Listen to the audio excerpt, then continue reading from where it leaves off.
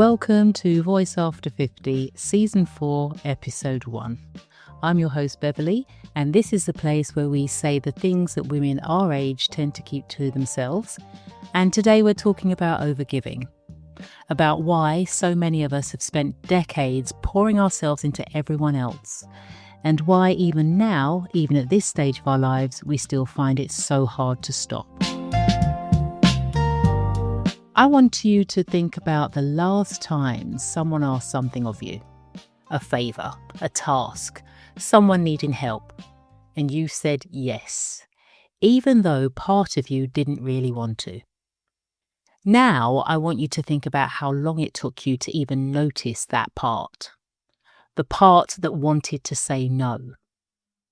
Was it some time after you had done the favour, task, helped someone? For a lot of women over 50, that part, the part where they've wanted to say no, has been so quiet for so long that they've almost stopped hearing it altogether. Not because they're weak, not because they don't know their own mind, but because they've spent decades in a world that expected them to do the favour, task, help someone, and rewarded them for ignoring the voice in their head that wanted to say no. So that's what we're talking about today. Now, I don't have a 5-step plan, and I certainly don't have all the answers. As you know, I don't do that sort of thing. But what I do have is lived experience, past and present. I've lived this. I'm still living it. And I feel that sometimes just hearing someone else say it out loud is enough to make you feel a little less alone in it, less self-judgmental, less self-critical. So let me ask you something. When did you last do something just for you?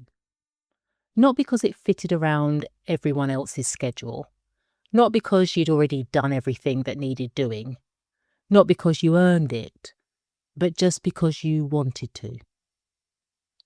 Now, if you're struggling to remember, this episode is for you. Overgiving doesn't look dramatic. It doesn't look like martyrdom. It doesn't come with a fanfare and a round of applause. It looks like quietly saying yes when you mean to say no. It looks like picking up the slack because it's easier than the argument or waiting for it to be done. It looks like putting yourself last so consistently that you've almost forgotten yourself in the grand scheme of things, where you become a footnote on the ever-growing to-do for others list. And the thing is, most of us didn't even notice it was happening. We were just capable, getting on with it. Capable women are often given more at work, at home, in friendships, and within their families. The more they demonstrate the ability to handle so many different things, the more is placed on their shoulders. I picture a woman balancing a towering stack of plates and crockery piled high above her head. Just as she steadies it, someone adds another cup to the very top. And because she manages to keep everything from falling, more items continue to be handed to her, each one added to the already precarious load. Let me ask you something, and I want you to sit with it honestly, without rushing to answer. Pause this episode if you need to. How much of what you do each day is genuinely chosen? Not just agreed to or fallen into, but consciously, deliberately chosen by you. How much of it reflects what you truly want, need, or value? And how much is simply driven by expectation? The roles you've stepped into, the responsibilities you've taken on, the quiet assumptions others make about who you are and what you'll carry, often reflects what is assumed about you and what you assume about yourself in terms of taking on those responsibilities and tasks. And if you pause long enough to really examine it, where do those lines begin to blur? Many people grow up in cultures and sometimes in households where a woman's worth is closely tied to her usefulness, to how well she keeps things together, how little she complains, and how much she gives without expecting anything in return. For women in their 50s and beyond, those patterns don't necessarily fall away with time. They're often reinforced over years of work and family life and caregiving. The roles may change, but the underlying expectation to be the one who manages, supports, and absorbs can remain. And what we learn early on tends to stick. It can show up as a quiet, persistent voice. You haven't done enough yet. This is selfish. They need you. You should be thinking of others. But that voice isn't fixed or inevitable. It reflects a set of expectations that were learned, repeated, habitual, and absorbed over time. And at some point, often later than you might expect through burnout, exhaustion, or simply the slow accumulation of years where the pattern becomes impossible to ignore, there is a recognition that it has largely been one way, assumed. Giving, accommodating, and holding things together has often come at the expense of their own needs, even if that need is to simply say no and do nothing. I've come to the realization that you do not have to be doing something else to say no or to step back. Sometimes doing nothing is actually all you need. So in that moment, the voice can start to sound less like truth and more like repetition. Not something to automatically obey, but realizing that listening to that voice is something that has been learned over time and kept going by habit, expectation, and pressure. And from there, even if nothing changes overnight, there is at least the possibility of beginning to relate to that voice differently. Here's what nobody really tells you about chronic overgiving, and it's something I'm learning for myself too. It doesn't just make you tired, it can make you quietly resentful. Not in an obvious or dramatic way, but in a slow build of feeling overlooked, taken for granted, or reduced to what you can do for others. Because over time it can start to feel like you're disappearing a little. From the outside, everything still looks fine. You're managing, coping, doing what needs to be done, holding it all together. You're fine. But inside, you know you're not quite fine. There's that sense that there's another version of you somewhere underneath all the doing, the managing, the being needed. And you haven't really heard from that version of yourself in a while. And that's the cost.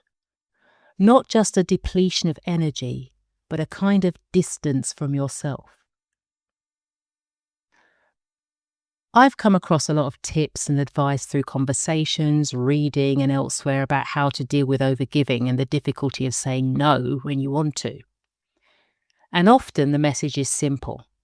Just set boundaries. Just say no. Just prioritize yourself. As if it's that straightforward. But it isn't that simple. When you've spent decades being known and relied upon as the capable one, the one who shows up, who holds things together, who others depend on, then stopping or saying no can feel deeply uncomfortable, almost destabilizing.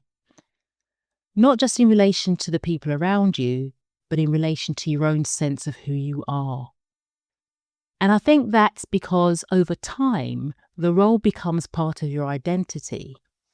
Being the go-to person, the one who manages and absorbs and keeps things moving, starts to feel less like something you do and more like something you are.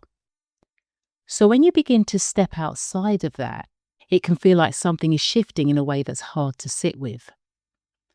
Because here's something we don't talk about enough. This overgiving becomes an intrinsic part of your identity. It becomes a story you tell about yourself. I'm the strong one. I'm the reliable one. I'm the one who manages. And when someone suggests you might want to give a little less, even when that someone is you at 3 a.m. in the morning, completely depleted, there can be a voice that answers back. But if I stop, who am I? Because it isn't just about doing less. It can feel like stepping away from something that has long defined your place in the world.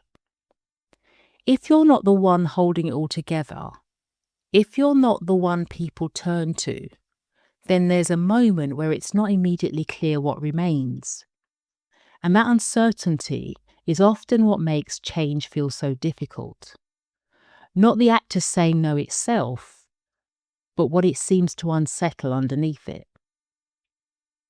That's the real reason it's hard.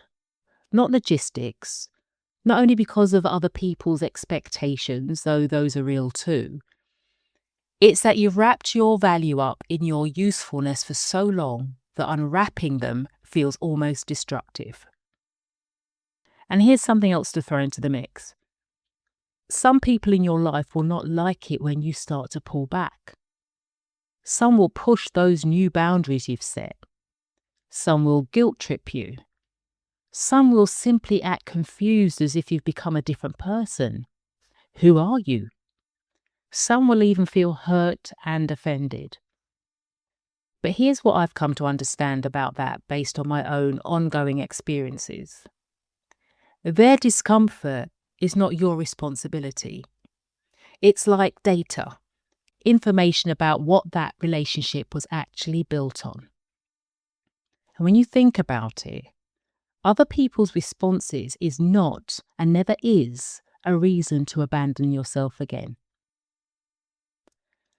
So this reclaiming of your worth and value isn't a grand gesture. It isn't a speech or a confrontation or a dramatic exit. It's quieter than that. It's pausing before you say yes. It's saying, I'll get back to you on that. It's noticing resentment or irritation when it shows up and tracing it back to the boundary that wasn't there in the first place. It's doing one thing today, one small thing, that is entirely, unapologetically for you. It's asking yourself, what do I actually want? Not what's needed, not what's expected. What do I want? And then, this is the part that takes practice, letting the answer matter. And often it won't feel natural at first. It might feel uncomfortable, even slightly wrong, especially if you're used to being the one who accommodates. Some days you'll still say yes when you meant no. But that doesn't undo anything. It's part of it. It's part of the process.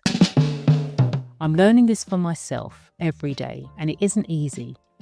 But it is possible to begin loosening the idea that your value only exists in what you carry for everyone else. Even if it's small, even if it's imperfect, even if no one else notices but you. If any of this landed for you today, I'd love you to share it with another woman who needs to hear it. Because one of the most powerful things we can do for each other at this stage of life is simply say, I see you, and you are worth more than what you give. I'm Beverley. This is Voice After 50. If you're new here, welcome. Subscribe and come back every week. And if you've been here a while, thank you, truly. Until next time, talk soon. A quick note. The content of this and all podcast episodes is for general information and entertainment purposes only. It's not professional advice, counselling or therapy. Please consult a qualified professional for any personal, medical or psychological concerns.